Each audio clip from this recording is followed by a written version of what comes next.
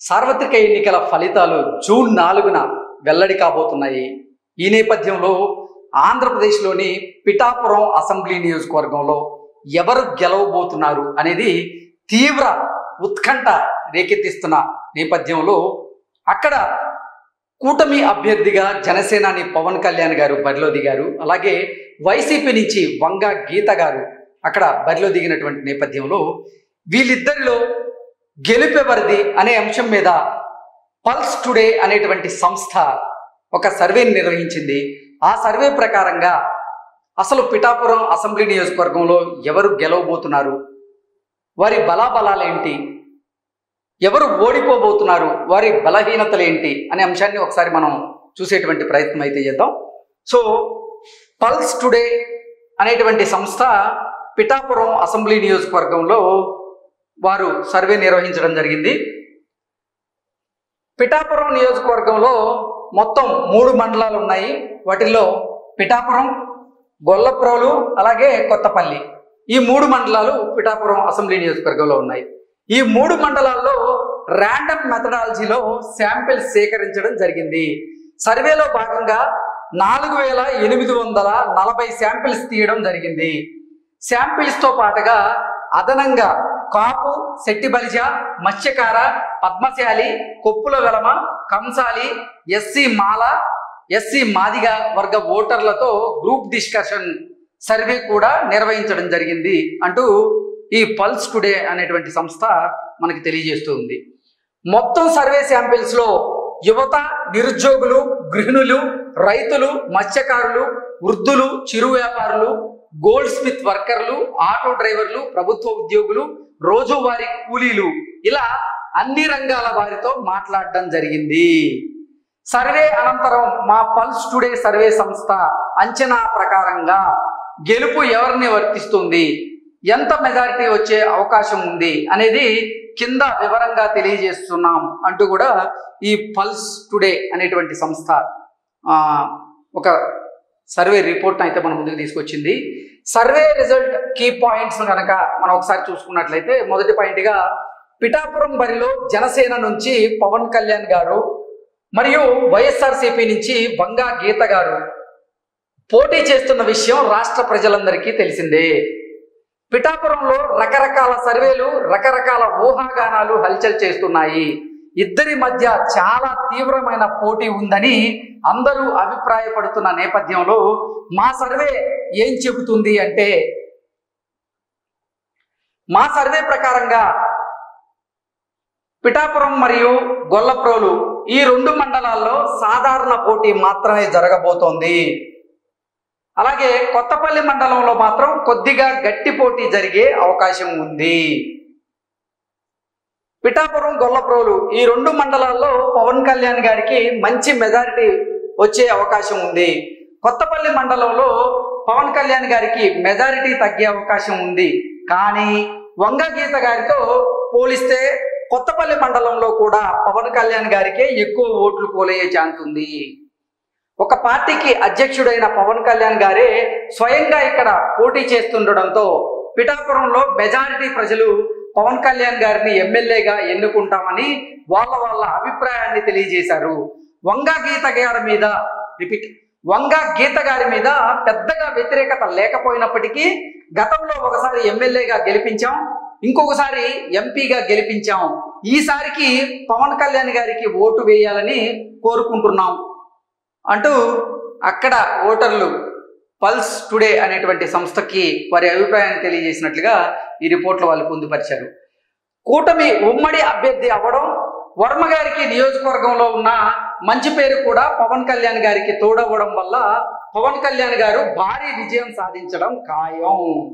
So ఓవరాల్గా చూసుకున్నట్లయితే Pithapuram assembly నియోజకవర్గంలో ఈసారి జనసేనాని పవన్ కళ్యాణ్ గారు కూటమి అభ్యర్థిగా భారీ మెజారిటీతో గెలవడం ఖాయం అంటూ కూడా ఈ పల్స్ టుడే అనేటువంటి సంస్థ వారి సర్వే ద్వారా మనకు తెలియజేస్తూ ఉంది.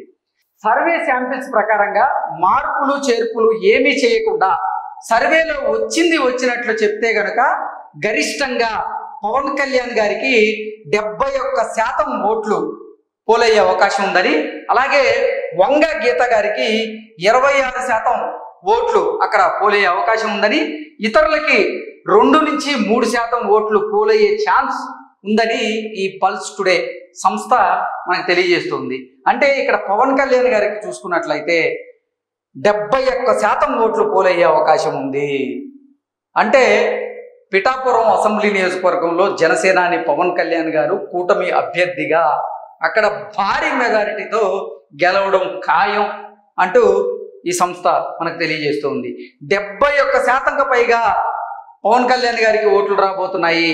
వంగ గీత గారికి అక్కడ కేవలం 26% మాత్రమే ఓట్లు వచ్చే అవకాశం ఉందని, ఇతరులకి 2 నుంచి 3% ఓట్లు పోలయ్యే ఛాన్స్ ఉంది అంటూ ఈ సర్వే సంస్థ మనకు తెలియజేస్తుంది.